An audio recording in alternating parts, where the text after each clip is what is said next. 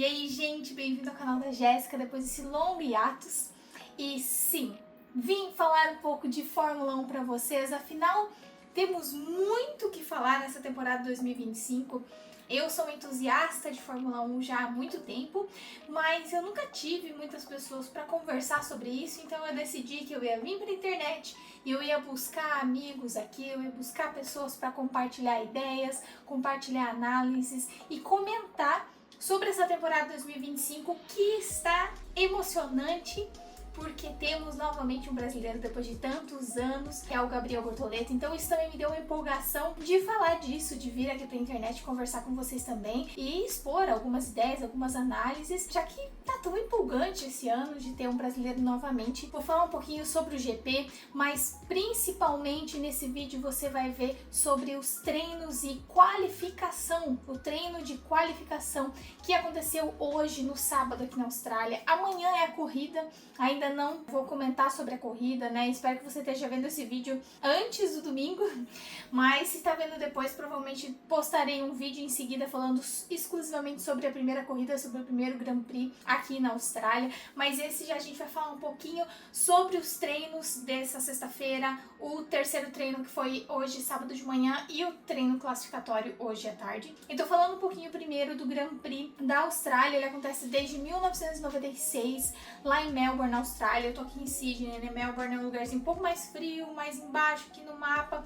Vou deixar aqui para vocês também como é um mapa do circuito aqui do Grand Prix aqui da Austrália. Ele é um circuito de 5.278 quilômetros. Ele é um GP que, segundo o Bortoleto deu uma entrevista até, ele não permite muitos erros. É um circuito bem fechado, com muitas curvas fechadas, muito difícil. Então, sobre o Grand Prix, o GP da Austrália, ele normalmente é o primeiro GP do circuito, né, de toda a temporada.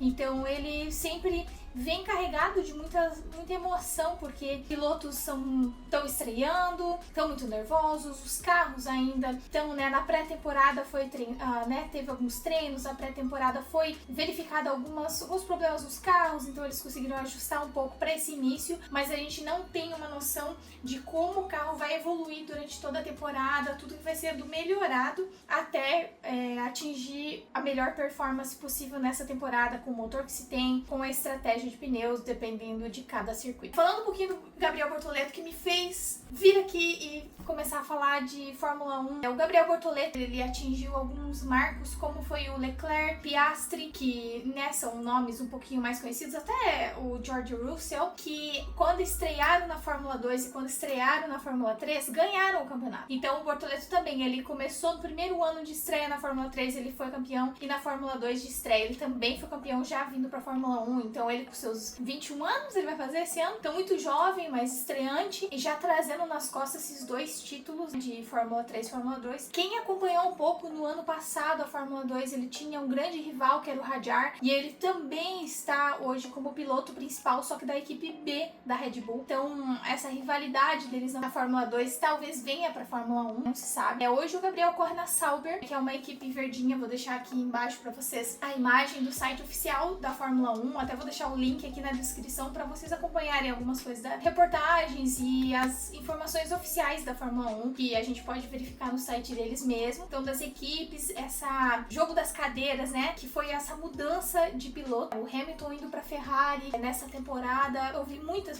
mudanças e muitas pessoas começando novas. São 5 rookies, são 5 pilotos jovens estreando. Enfim, o Bortoleto é um deles. Então, eu queria dar essa introdução para vocês só para vocês entenderem um pouco. Conforme vai passando os vídeos, eu vou explicando um pouquinho sobre as regras. Eu entendo que o fato do Bortoleto ter voltado para a Fórmula 1, esse ganho de público que a Fórmula 1 como esporte tem ganhado, de fãs ao redor de todo mundo, inclusive no Brasil, nesses 30 anos do falecimento do Senna, da série do Senna, tem atraído muitas pessoas, né, jovens como eu, que não puderam acordar no domingo para assistir o Senna correr, mas tem essa emoção, essa admiração, tem ele como inspiração, porque todo o povo brasileiro tem ele como ícone, e trazendo já essa paixão desde o Senna, dos pais para os filhos, quando acompanhava a Fórmula 1. Hoje, após Rubinho Barrichello, após Felipe Massa, hoje a gente pode estar novamente angariando fãs para esse esporte que é tão competitivo, é tão emocionante, né, eletrizante. Então, como a gente pode analisar esses treinos e essa classificação? O que nos surpreendeu? O que de desafio? Então, a gente vai estar comentando um pouco disso a partir de agora. Então, se você ainda não é inscrito, por favor, inscreva-se e ative o sininho para não perder nenhum vídeo que vai chegar sobre Fórmula 1 ou sobre outros esportes que eu quero trazer, porque onde há brasileiro brilhando, lá estaremos comentando. E esse novo quadro a gente vai chamar de Aceleradas da Jéssica, porque, enfim, a gente tá falando sobre Fórmula 1, mas com certeza no Jazz Sports, que é o outro quadro, eu vou estar falando sobre brasileiros nos esportes, porque onde há brasileiro torcendo, não é mesmo? Porque nós gostamos de esporte, somos um país que ama esporte, e eu particularmente sou uma entusiasta de qualquer esporte que tenha um brasileiro lá. Então eu vou estar buscando trazer essas informações, essas notícias, então ativa o sininho pra não perder nada e já dá um curtir aqui pra valorizar esse primeiro vídeo falando de Fórmula 1 aqui e me dar aquela motivação pra continuar. Falando do Grand Prix, a gente teve no primeiro, segundo e terceiro treinos, a gente vinha vindo, a McLaren estava sempre à frente, o Norris e o Piastri estavam sempre, os dois, um competindo com o outro para ver quem teria o melhor tempo. Nesse treino de classificação não teve grandes novidades quanto a isso, o Norris conseguiu a pole position, então vai ser uma dobradinha de McLaren amanhã na corrida. O que foi impressionante é que a gente tem dados do ano passado do Leclerc, que fez a corrida mais rápida no GP da Austrália, e ele teve 1:19.813, que era o tempo recorde no circuito da Austrália. E esse ano o Norris bateu 1:15.096 com o melhor volta e conseguiu a pole position, a 10ª pole position do Norris na carreira dele. O Piastri ficou muito pouco atrás, ficou 0.084 atrás, e ele queria muito, ele que é australiano, queria muito essa pole, a primeira pole da carreira dele, mas infelizmente ele não conseguiu. Mas tudo bem, está em segundo, então olha que eletrizante essa competição dentro da própria McLaren, com dois pilotos tão bons assim. E eles são os favoritos para esse ano, né, para ganhar o campeonato desse ano. Infelizmente, eu gosto muito de acompanhar nesses últimos anos a carreira do Max Verstappen, mas o carro realmente não tá entregando. E já abrindo parênteses aqui, há-se muita essa conversa nos bastidores de se o Max Verstappen vai continuar em 2026 ou não, porque se o carro da Red Bull não entregar, continuar não entregando e não evoluindo, portanto que o Max Verstappen pode andar, a gente não sabe se ano que vem não vai ter uma dança das cadeiras novamente, o Max Verstappen vai acabar indo para outro time. Há-se essa tensão, né, no Red Bull esse ano, então para ver o que o carro da Red Bull pode oferecer pro Max Verstappen, né? Os favoritos esse ano com certeza são a McLaren, porque dois pilotos muito bons e dois carros excelentes. O próprio Norris, quando estava falando com os mecânicos, quando ele conseguiu, né, a pole position, apareceu o rádio, né? Eu tava fazendo acompanhamento da transmissão pela Band Esportes, então fica a dica, se você quer acompanhar, a corrida vai estar sendo passada na Band, e os treinos e a classificação você pode acompanhar pelo Band Esportes. E ele falou, né, ele agradeceu os engenheiros por ter o melhor carro até agora. Então ele realmente deixou claro que o carro está muito bom, está entregando tudo que o Norris gostaria. Só um detalhezinho sobre a corrida amanhã, para eu não deixar passar aqui da introdução, ela será uma corrida de 58 voltas. Vamos lá então pro resumo da classificação. Então, para você que não conhece muitas regras da classificação, treinos de classificação, ele acontece em 3 Qs, Q1, Q2 e Q3. No Q1 é a classificação decidida do 1 ao 15, então a do 1 ao 15 passa ao Q2. Do Q2 é selecionado do 1 ao 10, que vai pro Q1, então é decidida a pole position. Então, essa é a divisão do treino de classificação. Só para vocês terem uma introdução também, muito se fala sobre o time da Sauber. Inclusive, a gente teve uma polêmicazinha acontecendo aí essa semana, um pouquinho infeliz, com o comentário do Helmut Marko, da Red Bull, falando que o Bortoleto era um piloto B, não é mesmo? E o Bortoleto respondeu de forma muito elegante, dizendo que ele ganhou dos pilotos da Red Bull na Fórmula 3 e 2, né? Então, hoje ele provou mais uma vez que ele não é piloto B. Ele conseguiu uma coisa incrível, que foi passar com o carro da Sauber do Q3 pro Q2. Ele ficou em 15ª posição. Infelizmente, ele não conseguiu ter um tempo, né, melhorar muito o seu tempo. Ele deu uma forçada. Eu vou comentar aqui com vocês o tempo. Então, o Q1, ele fez 1:16.516. Então, ele fez uma corrida muito boa. Ele estava muito perto, né? A gente já falou que era 1:15. Um centésimo ele estava atrás do primeira colocação, que era o Norris, né? Então a diferença dos carros tá muito parelha, assim. Se você acompanhou também, eu vou deixar uma imagem aqui do lado que eu tirei da televisão mesmo, pra você ver a diferença entre a primeira colocação. Eles estavam muito próximos os carros. E vai ser muito competitivo, gente, esse ano, essa temporada promete muito. Mas já no Q2, o Bortoleto, a melhor volta dele foi 1:17.520. Então ele deu uma segurada, ele tentou forçar mais em uma das voltas, teve uma derrapada, mas controlou muito bem o carro, não bateu, nem rodou. Então ele foi muito bem nesse sentido, diferentemente, por exemplo, do Hamilton, que o Hamilton, ele conseguiu rodar o carro. Os dois carros da Haas bateram, um bateu muito feio no treino 2 ontem. O Bortoleto, nesse sentido, ele foi muito bem. Até os comentaristas falavam, se ele passasse pro Q1, ficasse entre os 10 melhores, seria um milagre com aquele carro da Sauber. Então, pro que o carro tem e pode oferecer, o Bortoleto tá muito bem. E seguindo aqui, conversando com vocês sobre do P1 P10, né, a partir da pole. Então, no Q1 foi decidido os tempos do Norris pro Piastri, teve muito pouca diferença, foram 0.084. O Norris fez 1.15.086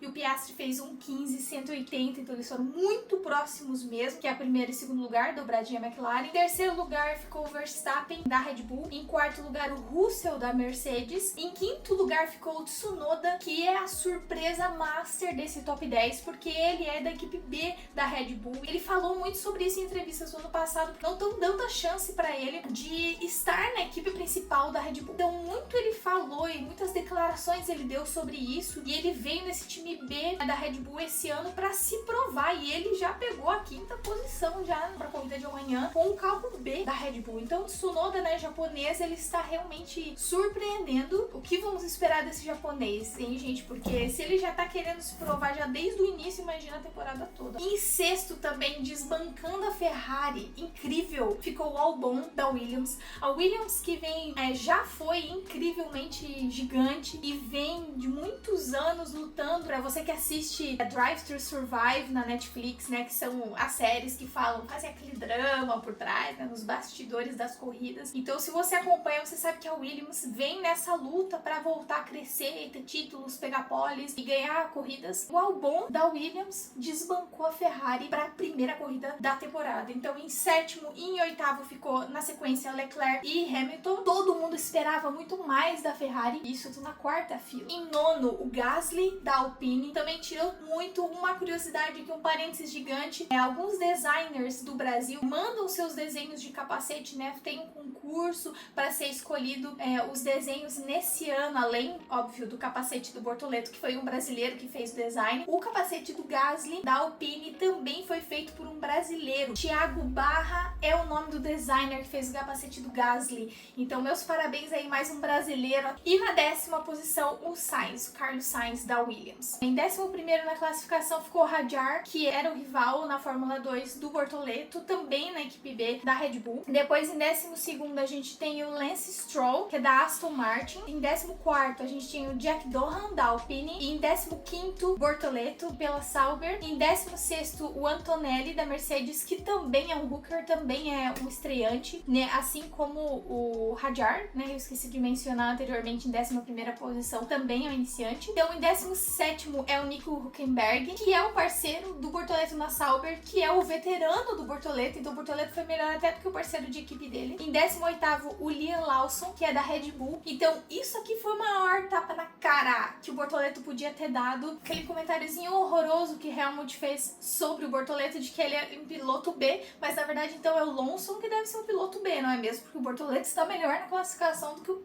próprio piloto rookie e estreante da Red Bull. Continuamos aqui para finalizar a classificação. Então, em 19º e 20º são os dois da Haas, né, que é um time dos Estados Unidos, que é o Ocon e o Beer. E a Haas, infelizmente, né, gente, mantendo a piadinha do a Haas está se arrastando, porque eles pegaram novamente as duas últimas posições. Então, pilotos aqui que superaram as suas expectativas foi o próprio Max Verstappen, que na sua entrevista pós-classificação mencionou que conseguiram o P3, né, a posição 3 com o carro dele atualmente já foi excelente, que ele não esperava ter a terceira melhor volta com o carro que ele tem atualmente, mas ele realmente é um piloto fora da curva. O Piastri, ele queria muito a pole, né, por ser aqui na Austrália, por ser a primeira da carreira, não conseguiu, mas e aí, gente? Comenta já. Vou abrir esse espaço aqui. Norris mantém e consegue ganhar essa corrida ou o Piastri vai ganhar dele? Porque essa briga tá muito boa, eles estão muito próximos, mas tem mais um ponto que eu vou falar daqui a pouquinho que pode acabar com tudo na McLaren, pode acabar com a festa deles nessa corrida, mas eu já vou falar, segura aí um pouquinho. Falando da entrevista que o Bortoleto deu logo após a classificação, é que ele mesmo falou que tirou o pé, né, que ele tentou de tudo naquela volta ali, que ele perdeu um pouquinho o controle do carro, teve que se recuperar para não bater, que era tudo ou nada, ou ele forçava naquela volta, ou ele não ia conseguir um tempo melhor. Quando ele deu aquela desequilibrada, quase bateu, ele pensou, vou tirar um pouco o pé, vou manter para deixar para amanhã pra corrida, dar o meu máximo. Ele falou que é uma pista difícil, que aceita poucos erros e que ele tá feliz por não ter batido. O próprio Bortoleto falou sobre isso porque houve muitas batidas e é uma pista muito complicada. E que o único erro que ele teve foi na volta, que ele sabia que precisava o melhor para conseguir. Então ele não teve muitos erros, foi um piloto consciente, o que deixou todos os brasileiros felizes, né? Ele fez realmente um início de temporada pro carro que ele tem, gente. É incrível o que ele tá fazendo com a Sauber, de verdade. Para comentar agora no momento decisivo, né, dessa classificatória, foi para praticamente todos os pilotos. Na curva 4 tem um trecho de muita brita.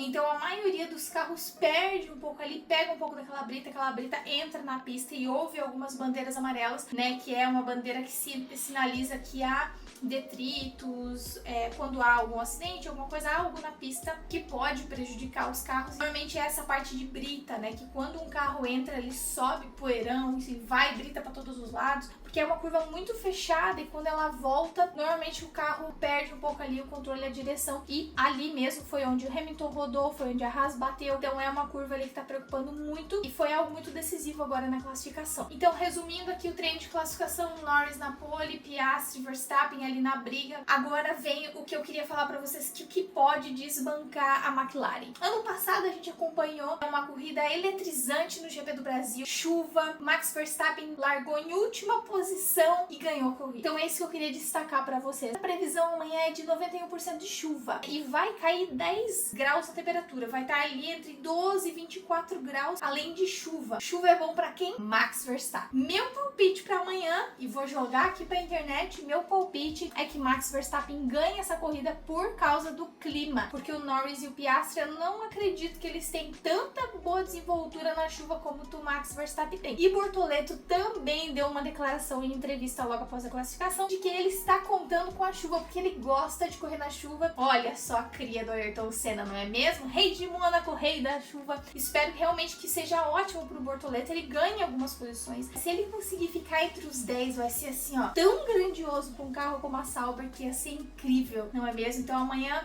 todo mundo tá torcendo pelo nosso Bortoleto. Vai estar passando na Band a 1 da manhã no Brasil, de sábado pra domingo. Aqui na Austrália vai ser 3 da tarde. Pode dormir um pouco mais tarde, ficar acordada aí de madrugada pra ver esse GP e depois dormir até mais tarde no domingo. Mas então, quero saber o que vocês acham. Vocês acham que o Norris vai ganhar, que o Piastri vai tomar a posição dele, ou vai chover, Max Verstappen vai à frente, ou todo mundo não vai acertar nada aqui, Hamilton vai passar todo mundo com o carrinho da Ferrari, vai ficar ele e Leclerc na frente? O que você acha? Deixa aqui nos comentários, manda para aquele entusiasta de Fórmula 1, manda para quem não entende nada de Fórmula 1, mas quer começar a acompanhar o brasileiro na Fórmula 1, manda para essas pessoas, para que elas também venham aqui conhecer, só deixando claro que para acompanhar a corrida, então você acompanha na Band esse ano. Eu vou deixar também aqui na descrição um link com o calendário de todas as corridas, né, lá do Motorsport, do UOL. Até na semana que vem já temos GP da China, dia 23, tá sempre comentando nos vídeos qual é a próxima data de GP, para você ficar ciente, ficar ligado, saber de todas as novidades, para poder